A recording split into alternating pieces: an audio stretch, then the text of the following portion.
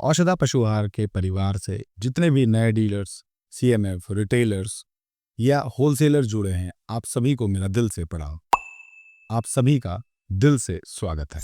इस वीडियो के माध्यम से मैं आपको वो बातें बताने वाला हूं जो आपको करना है या जो आपको नहीं करना है, क्योंकि इन बातों को मानने के बाद ही ये डिसाइड होगा कि आपकी जो सफलता है उसका स्तर कितना होगा, उसकी उड़ान कितनी होगी।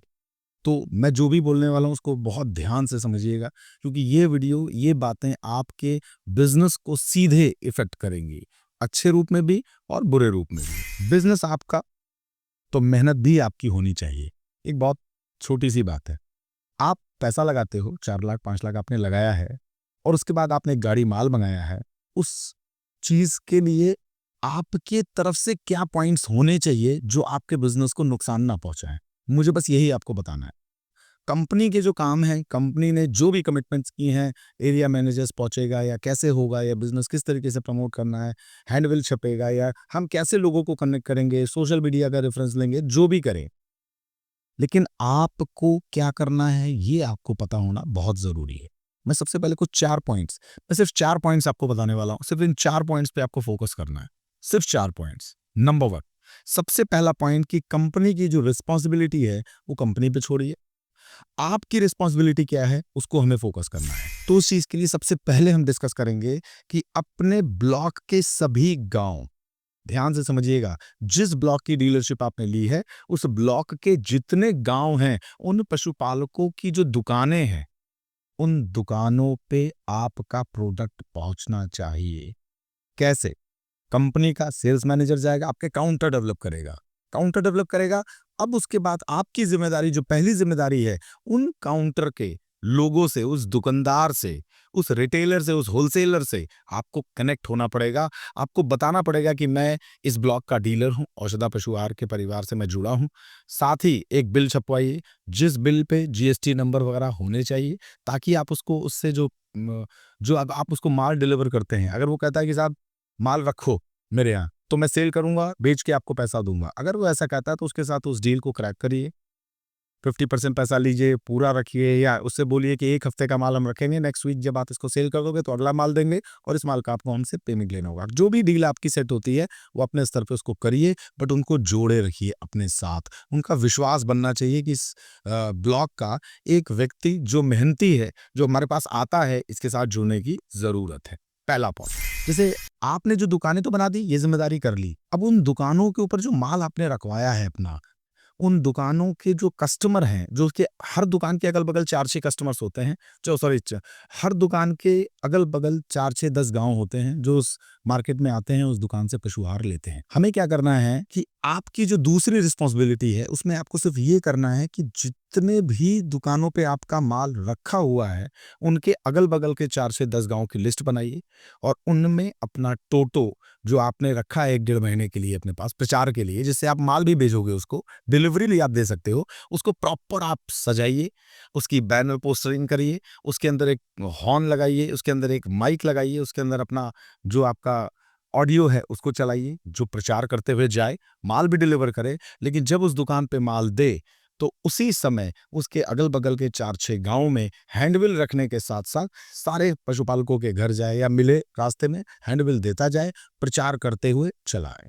उस दुकानदार को ये देख के बहुत खुशी होगी, उसका कॉन्फिडेंस बढ़ेगा कि आपका जो माल उसने रखा है, हमारे डीलर ने अपने द्वारा गाड़ी भेजी, प्रचार गाड़ी भेजी और हमारा प्रचार करा रहे हैं, उससे वो बहुत खुश होगा, कनेक्ट होगा आपसे। नंबर 30, तीसरा पॉइंट सबसे इंपॉर्टेंट है। वो पॉइंट इसलिए इंपॉर्टेंट है कि वो सेल आपकी बढ़ाने में, आपकी ग्रोथ बढ़ाने में, सपोज करो आपका 500 कस्टमर आपसे कनेक्ट हो गए, 4 बैग भी लेते हैं अगर महीने का, तो 2000 बैग आपका बिक रहा है। 50 रुपए अगर आपको इनकम होती है किसी थर्ड पार्टी के सेल करने से, बिकॉज आप तो सप्लायर हो, तो 50 रुपए भी अगर आपको बचते हैं ना, तो 2000 बैग पे 50 रुपए मतलब लाख रुपए महीना। ये वो इनकम है जो बहुत छोटी, 500 पशुपालक बहुत बड़ा इशू नहीं है, 2-4-10 गांव आपसे कनेक्ट हो सकते हैं, तो ये चीज पूरी हो सकती है। बिकॉज इस बिजनेस में कस्टमर की जो संख्या है ना वो बहुत ज्यादा है, बिकॉज हर तीसरे घर में पशु हैं और पशु प्रेमी भी हैं।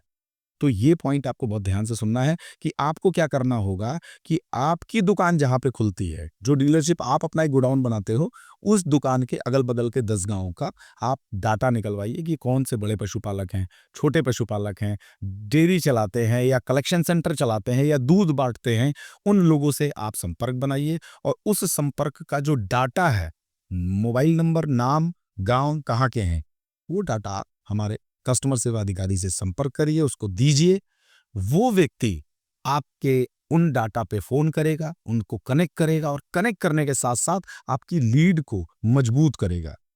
वीडियोस भेजेगा, वो किसान मोटिवेट होगा, आपकी उस दुकान पे जाएगा, आपका प्रोडक्ट लेगा और आपकी सेल को बढ़ाएगा। जब भी कोई कस्टमर आपके पास आए, आप उससे ये ज़रूर कहिए कि आप अपने अगल-बगल के लोगों को भी भेजिए, इसको टेस्ट करें, एक ऐसी चीज़ है जो पशुपालकों तक पहुँचनी चाहिए। ये एक अपील वोट ज़रूर करिए और इस तरह से काम करिए। तो ये तीसरी ज़िम्मेदारी थी और अब मैं बात करूँगा चौथी ज़िम्मेदारी की, जो बहुत अहम है। चौथी ज़िम्मेदारी आपकी ये होनी चाहिए कि कभी भी आपका माल शॉर्टेज ना हो। बहुत सारे डीलर्स ये गलतियां करते हैं।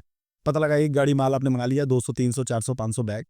जब वो बिकने लगता है तो आप उस उम्मीद में बैठे हो कि वो बिक जाए तो उस पैसे को मैं लूं और फिर मैं नेक्स्ट ऑर्डर लगाऊं। तो जब आप ऐसा करते हो तो होता क्या है कि आपके कई सारे दुकानदार माल रखे हैं। अच्छा, इस डर के चक्कर में ये जो गलती आपसे होती है ना, वो ये होती है कि आप उस माल को किसी को नहीं देते। कई सारे हमारे डीलर्स ऐसे होते हैं जो सोचते हैं कि नहीं यार, उधार माल देने से अच्छा है कि माल फंस जाएगा। क्यों फंस जाएगा?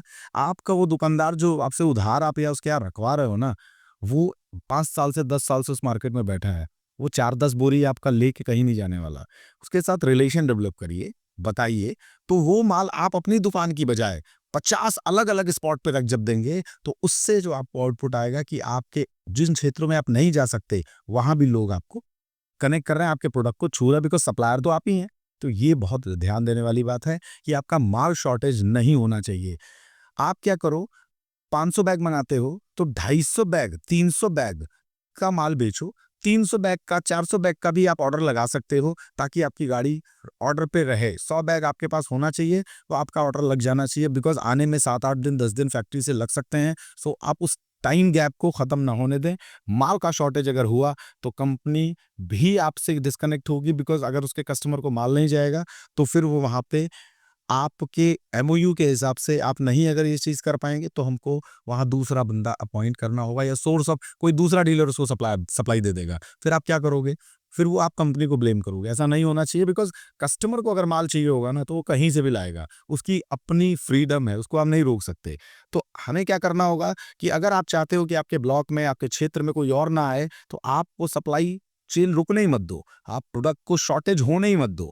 ऐसा हो ही नहीं सकता कि आप कभी लॉस बुक करो। एक बात मैं आपको और बता देना चाहता हूँ, जो भी लोग हमारे साथ नए जुड़े हैं, जो इस प्रोफ़ेशन में नहीं थे या जो पुराने हैं, वो तो ख़ैर मास्टर हैं। आप एक काम करिए कि अपने आप को ना जीएसटी, जैसे कई लोग जीएसटी से घबराते हैं। जीएसटी क्या है? वो रजिस्ट्रेशन लेने के बाद आपका प्रोडक्ट जीएसटी फ्री है।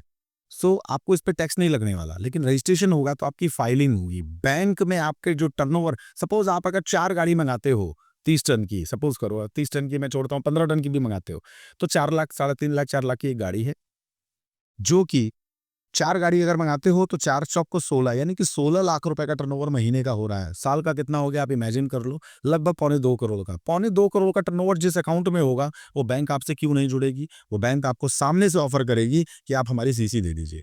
सीसी अमाउंट लीजिए, 10 लाख, 20 लाख, 25 लाख, उस अमाउंट से अपना बिज़नेस करिए, अपने आप को एक्सपैंड करिए, अपने आप को बड़ा करिए।